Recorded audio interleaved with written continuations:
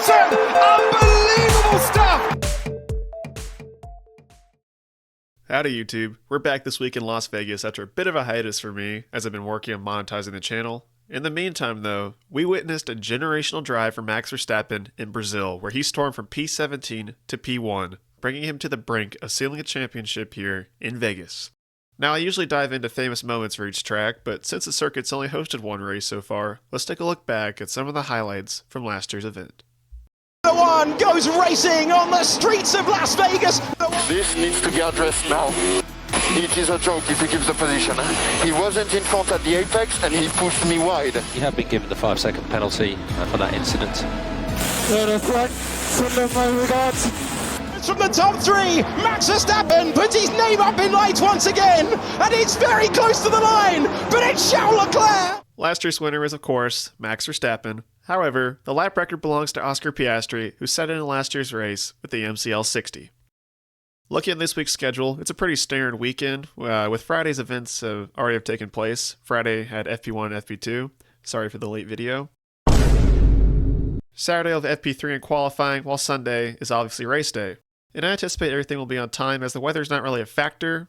Pretty much the weather looks to be pretty boring, which shouldn't be a shock since Vegas is in the desert.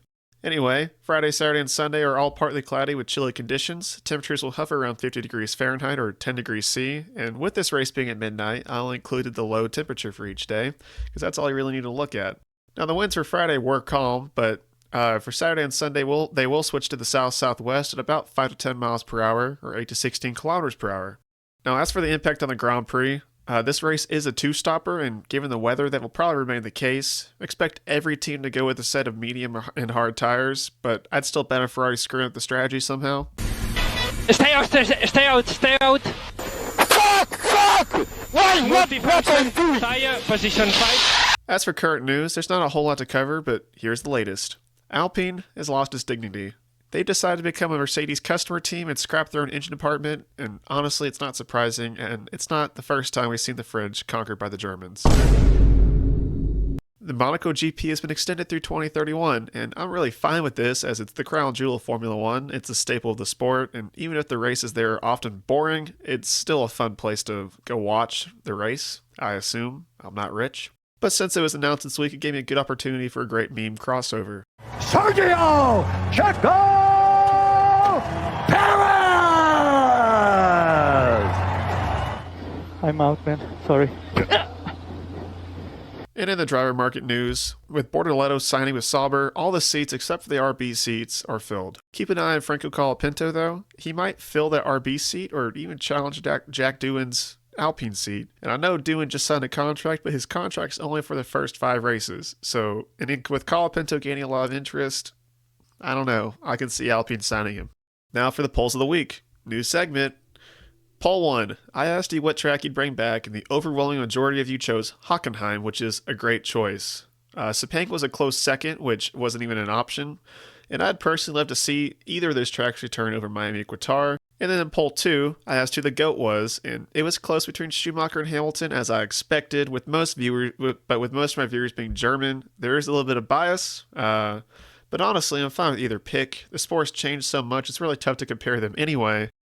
In the driver standings, if Max Verstappen leaves Vegas with a 60-point lead, he'll be crowned the 2024 World Champion, and I anticipate this to happen as I really don't see Lando outscoring him by 3 points.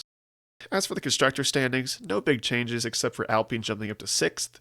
The midfield fight should stay interesting, but I really expect the top 4 teams to likely cement themselves in this weekend. As for my predictions for the Grand Prix, we have the best 3 teams, worst 3 teams, and my top 5 drivers in order.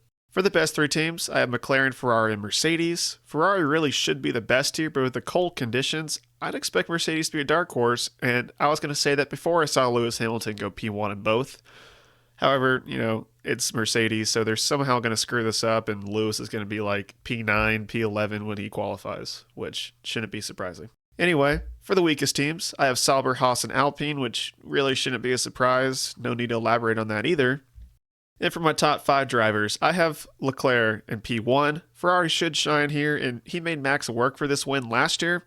Plus, they have an upgrade to the floor. They brought their 2025 floor, and it should be interesting to see how that plays out. And they also brought a new wing that has lighter materials on it, so it's not really an upgrade. It's more of a weight-saving thing, but it's still on the upgrade list, so we'll see how that goes. In P2 and P3, I have George Russell ahead of Max Verstappen.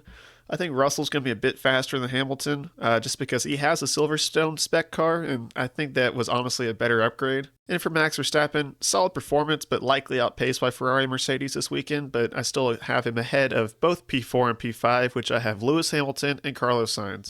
I expect Lewis to jump back after a rough Brazilian Grand Prix, but I really, again, see George edging him out since he has a Silverstone spec car, and Carlos Sainz will be consistent, but I just don't see him up there with the top contenders. I'd like to thank you for watching. If you haven't subscribed yet, please do, and I'll see you next week for the Qatar Grand Prix.